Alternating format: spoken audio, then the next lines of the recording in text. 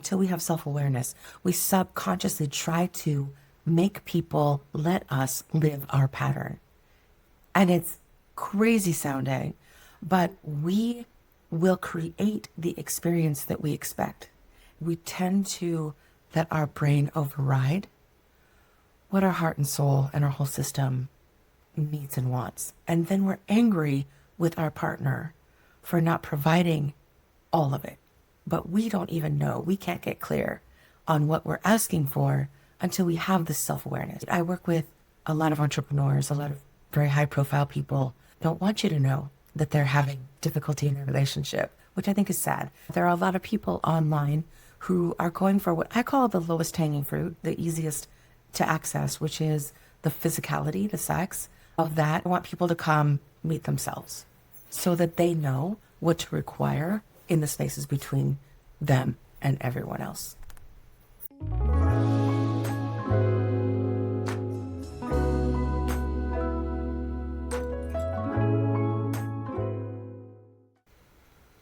Hi everyone, welcome to Relationships with Ericka Ush.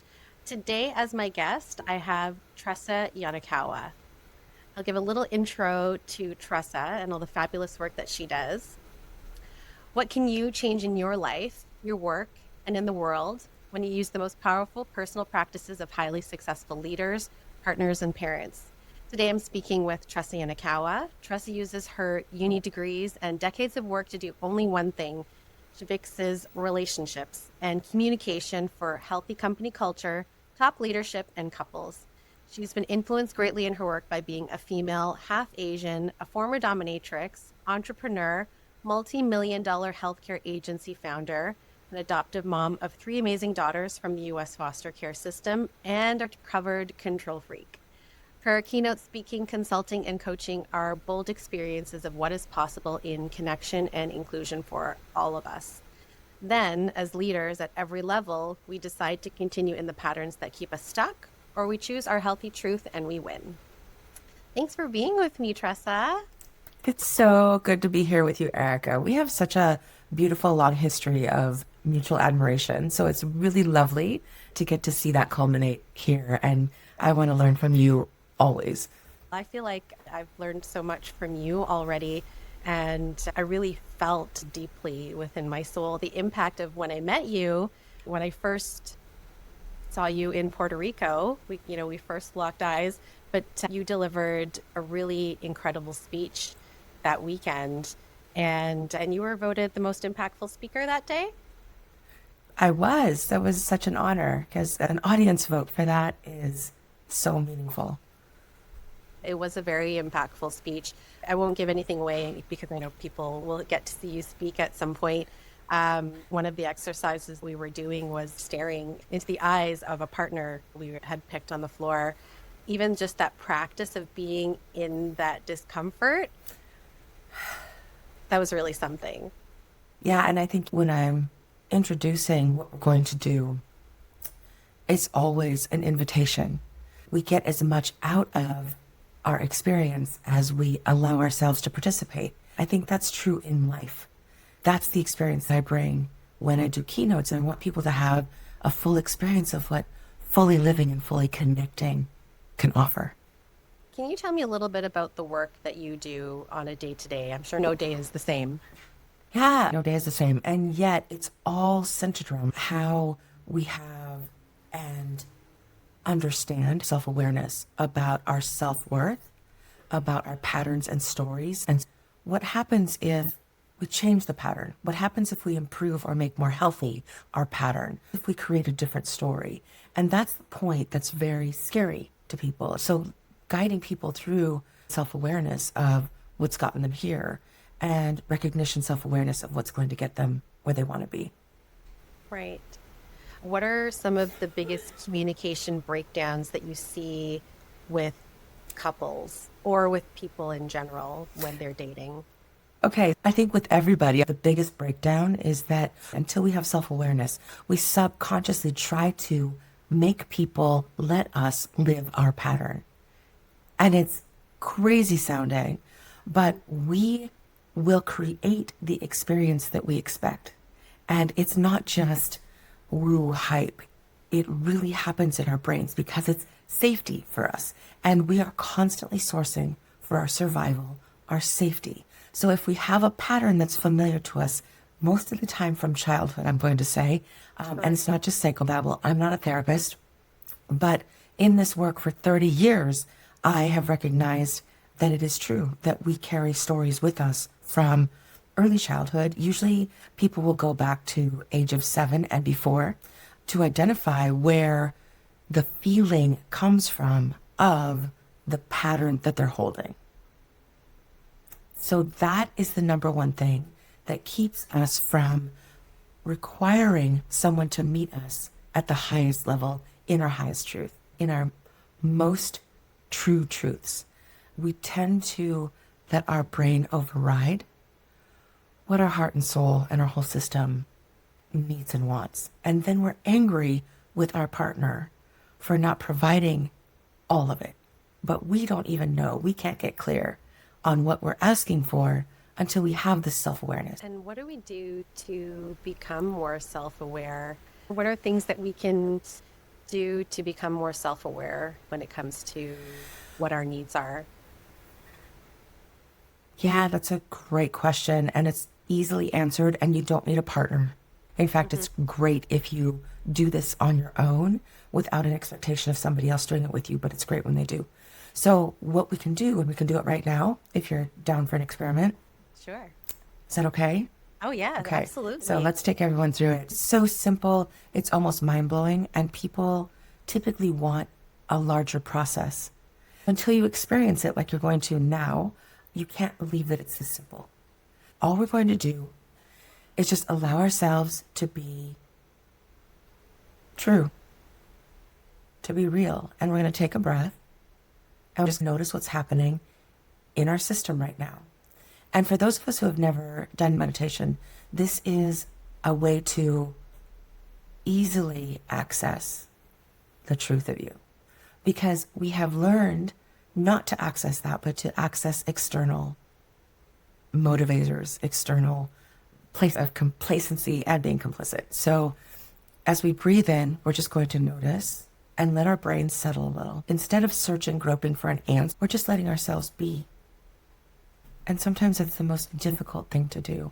So in this experiment, we're just going to take a few breaths, maybe deepen the breaths, elongating the breath, noticing that we have control of our breath right now, and letting ourselves just come into a place where we notice we're okay. I notice I'm safe right now. I notice that the only effort asked of me is to take some long, deep breaths to resource myself. And if you're noticing resistance, notice also if you have resistance to, or if you don't have an experience of, self-care.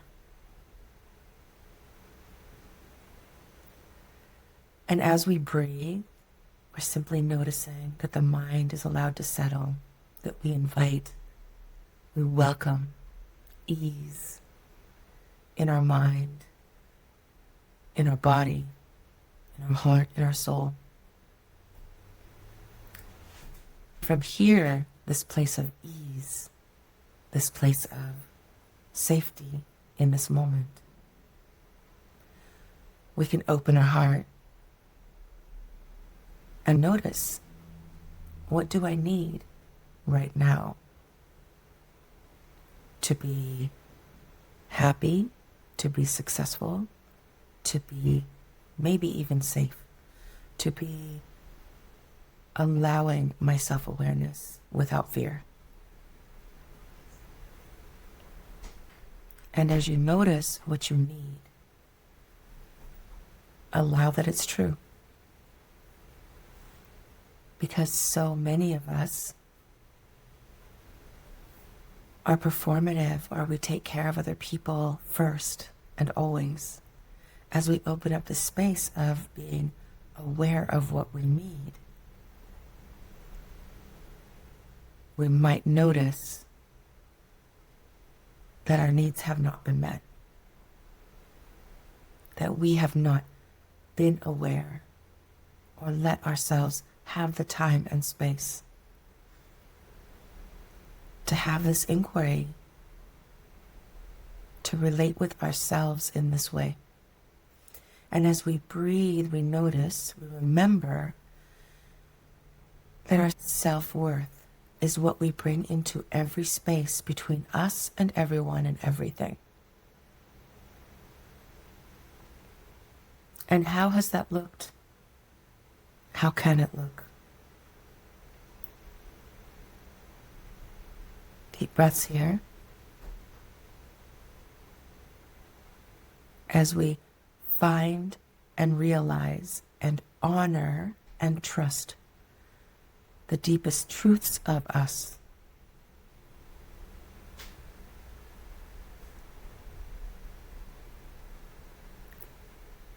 We notice that we have greater ability, greater access to our deepest truths. Thank you for that practice. That felt very powerful, and it also felt very calming. And I guess sometimes, when we're just, going through day to day, kind of being performative, right? Maybe looking and behaving in terms of what we think other people's expectations are of us. So we get to spend a few moments with ourselves, really deep diving into, who is it that I really am, and what is it that I really need. Right. I mean, all of my clients that I've worked with over the past 3 decades have had, number one, problems with self-worth. It is a huge issue. It can be a phrase or a sentence or how we're raised up. We grasp the things that other people give us. The adults in our world, even now, whether or not they've had a self-aware practice, whether or not, they came through more of a self-aware culture, there are still these places where we have a need for survival and place our fears on the people around us, often our children. So without this practice, we have, we call it ancestral line.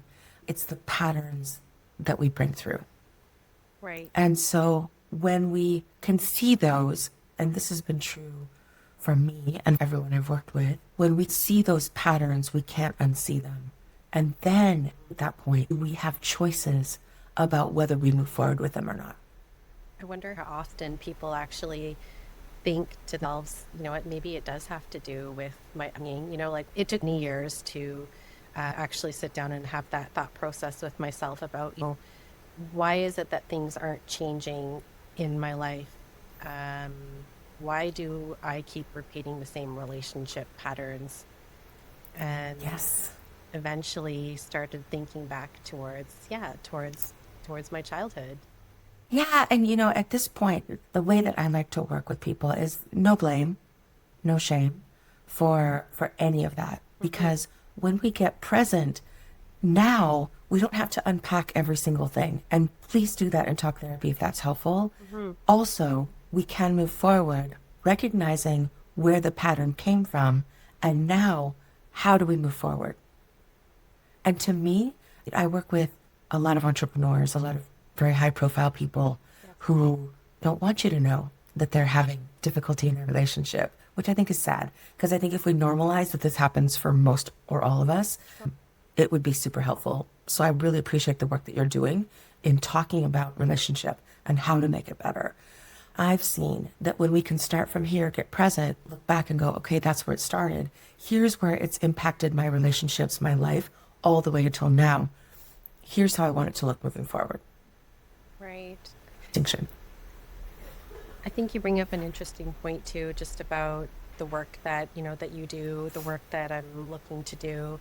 It is sometimes that we haven't had, whether it be role models or teachers, we didn't have enough people maybe talking to us about these things in our past, or we just haven't been exposed to them somehow or other. But when you do get exposed to, to that information, you really start to be able to uncover a lot. So it's kind of getting yourself into those environments. So how can people get Yeah, themselves into those environments? that's a really good question. And thank you for bringing up, we use the language of trauma and PTSD, and those are valuable words in our vocabulary. But not understanding what to do with that has been problematic, I think, for a lot of people. So how do we get ourselves to that place where we can move forward with a different pattern? So that is this presence, being fully present. And I created this pyramid that I think is super valuable, that has been proven time and again to be true. We think that trust is the foundation. Have you always believed that we have to have trust before we can have a relationship or be I would real? say definitely. Yeah. I would Okay. say, yeah. I feel like I need to feel safe with this person. And so that's where the trust comes in. Exactly. Exactly. You totally got it. So my pyramid has trust at the very top as the pinnacle, not as the foundation, because the foundation is presence. So when we can get present, then we can create the emotional safety that you're talking about. Emotional safety can't happen without being fully present. So it's presence, then emotional safety, and then curiosity goes on top of that. Presence, emotional safety, curiosity, playfulness, and then trust. Because trust is the pinnacle of those things. You cannot have trust without those things. Trust will crumble without presence and emotional safety. The curiosity part allows us to explore what trust is for us so that trust can be built. And now from this pinnacle of trust, all things expand. Everything's possible. That's the catapult. That's where all the magic happens. But without those layers of presence, emotional safety, curiosity, playfulness, and trust, nothing else is present. If the pyramid is upside down, we're on that pinpoint edge of trust with all the other things relying on that. It's going to fall over. We can't maintain that. So getting very present is the first thing. And presence is what the exercise that we just did, which is just slow time down. Take some deep breaths. Notice what's true for you and notice where you would want to be performative. Notice where the patterns impact your truth. Where do those things meet and where do they separate? Where are they independent of each other? Where do you think vulnerability and presence connect? I think that vulnerability is another word for presence. Okay. I think in our world that simply being present is risky. Yes. And I think when we talk about vulnerability, we're really talking about full presence. And so when someone says, but I'm telling you my feelings, I'm being vulnerable, they're being present with what's true for them. But I think we've thrown the word vulnerability around so much that we need to understand that vulnerability is being present with our truth. And now we need to understand how to talk about that in a way that doesn't escalate the survival instinct in us and our partner. Just connecting presence now in terms of what dating looks like. I mean, dating takes many forms now, but online is very prevalent, meeting someone online. We're kind of in a culture of instant gratification now, just because of everything being so accessible. How do you think online dating has affected dating culture and, having relationships? It's a huge question, and it's a question of our times, and it's only going to be more, right? So, it was a couple of decades ago that I heard about the fairies in a bell jar in Japan, that these businessmen could call during the day, and the fairy, which was basically early AI, right, would answer and say, oh, hi, I can't wait to get home. It's great to hear from you. And then when they would get home, it would be, oh, I'm so glad you're home. Like, how was your day? And so this impact of having to not really form a relationship Right. is one, right? And number two, when we're online, when we're creating our profile, we're creating our profile from our past experience, who we think that other people want us to be, who we are, but also we want to get chosen. Yes.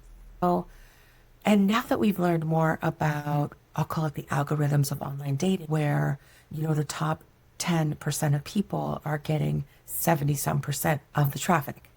And everybody else is kind of scrambling to get the attention of someone else. The one thing that I love about online dating is that it opens up our options. It gives us access to reach more people who could be resonant with us. The thing that I don't like about online dating is that they don't really teach you or have an experience of using the tools of real communication. Sure. There are a lot of people online who are going for what I call the lowest hanging fruit, the easiest to access, which is the physicality, the sex of that. And if that's what you want, that's totally fine. I have no judgment. If you're looking for a real relationship and you've learned that sex is a commodity, if it's a subconscious awareness or lack of awareness, that our sexuality, our physicality is a commodity in dating, then we are doing a more performative rather than a depth interaction. So is true love online possible? Absolutely. Sure, we've seen it happen, absolutely. Right? 1,000%. It's exciting. And those people have navigated some pretty murky waters. Sure. To get there. Yeah, with awareness for one thing, and maybe possibly a strategy for how you're being inundated, maybe with messages and having really good boundaries as well, which can be really hard to enforce when you want to get chosen. Right, exactly. And that's the part that makes it really difficult in person or online, because if we are subconsciously working the programming that is, I just want to be chosen, then it doesn't give us the expansiveness to require someone at our energetic and our vibration, at our level. Now we're just sourcing for someone who will choose us.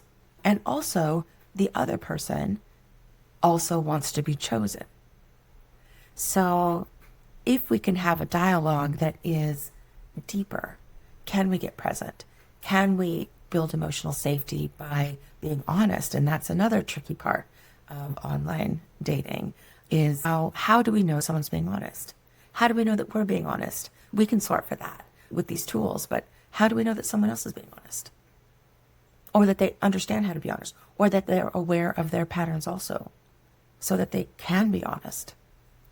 That whole integrity loop is fascinating and is also solved with these tools.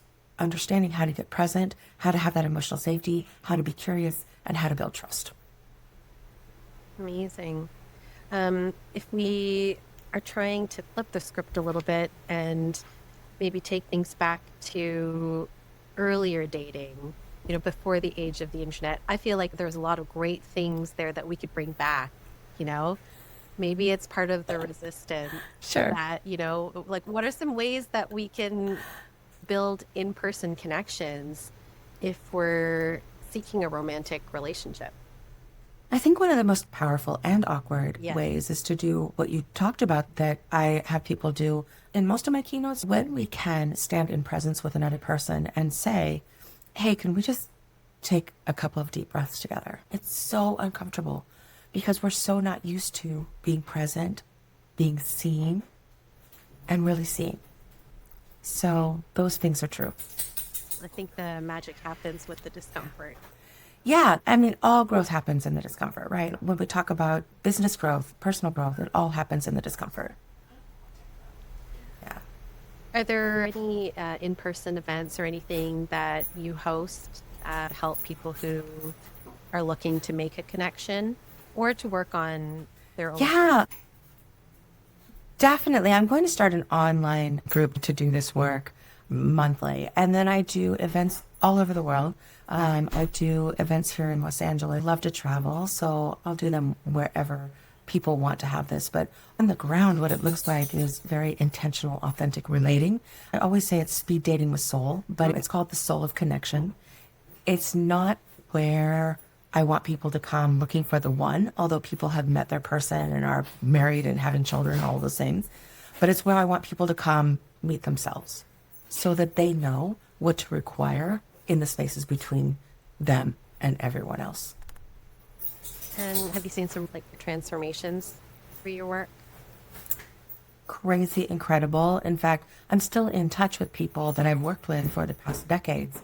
And those people from the early years are teaching these tools to their children. I've worked with their families in some cases. And those then kids are now grown up in relationships of their own using these tools. And some of the biggest transformations are in my relationships and in theirs, that there's never a need for explosive fights. Yes. There's just never a need for it to go into that realm of yelling or losing control, because those are unmet needs. Yes. Right? So when we understand how to get clear, how to be present, how to have that emotional safety, we can have dialogue that is non-inflammatory. We're not casting blame and shame to get our needs met.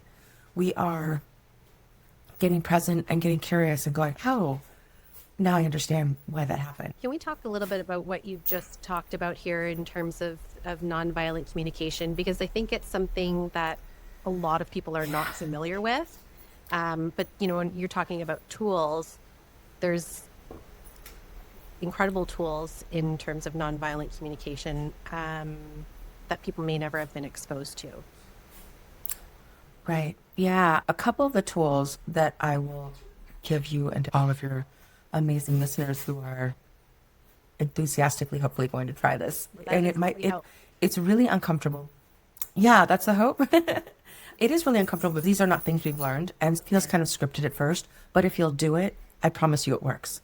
One of the things is, instead of saying you always, or why don't you, or you never, we start with, I have a story. Hey, I have a story in my head. And then you recognize what your story is. I have a story in my head that you don't take out the garbage like you say you're going to on Fridays because I haven't met some of your needs. Is that true? So I have a story that, fill in the blank. Is that true? Those are the main components. And then your person either says, you know what?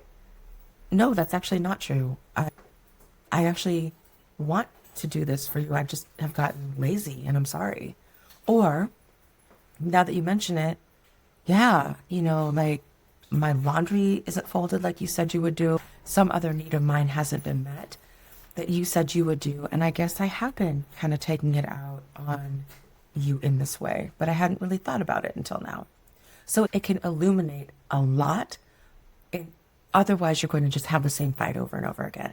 My goal, the reason I got into this was I never wanted to have that fight again because it's so painful, right? So when we can use the tools and get clear, then we can reorganize, recalibrate, be present, have that emotional safety, have that curiosity, playfulness, and have that trust. And now we're building a stronger pyramid, right? We're building a stronger foundation just by getting curious. And it sounds so simple, right? It sounds simple, but when you put yourself in the place of doing that, slowing yourself down and not going into the pattern to get that old false need of being in control or having dominance over or whatever that is so that you feel safe. Control issues are safety issues. So when we can get curious, it feels very vulnerable, which is very present. And that's where our answers are. That's where the truth is. That's where our connection is. That's where our understanding is. That's where clarity is. And that's just one of the tools. And it's so powerful. Wow. Well, I thought the work that you do is so impactful and so helpful. And I've really enjoyed learning about these tools from you. And I hope that everyone who has been listening is able to apply those things to their everyday life, to bettering their relationships. Tell us what is next for you. What are you working on next? Well, next I'm expanding the Soul of Connection. I'm going to be doing a YouTube series on the Soul of Connection and also a podcast with Duke Entertainment. I'm super happy. I have the most amazing teams to do this. My goal is for everybody to learn these tools and use them so that we don't have the aggression, the anger, the fights on repeat, the eggshells, the fear, so that we can fully live and fully love, because we all want that. We just have never been taught how to have it. And these are the steps, these are the tools. And the work that you're doing, Ericka, this is the work of our lifetimes. This is the work that helps people live fully, not just love fully, but live fully with freedom in our hearts and in our souls, and with clarity in our minds, and without being ruled by the stories. And to me, that's so powerful. And life is too short to not have that. And for you and I to be able to offer that, this is our calling. Right? This is what we have to do in the world. When I meet people and they ask what I do, I say the one thing that I do is I fix relationships. And understanding how, for you and I, it's a superpower, and it's a superpower that you and I want everyone else to have. Yes, that is the truth. And I'm so grateful for the opportunity to have met you and to be on this journey. And I'm looking forward to seeing more of your work out there in the world, helping so many others. And connecting with you again real soon. Yes, please. And I'm here for you anytime, as I know you are for me. I look forward to collaborating. I'm cheering you on at every turn. Know that you are a powerful, amazing, brilliant, and compassionate human. And I'm so grateful to be here with you and with all of your listeners. Thank you so much. Thank you, Tressa. Thank you so much again.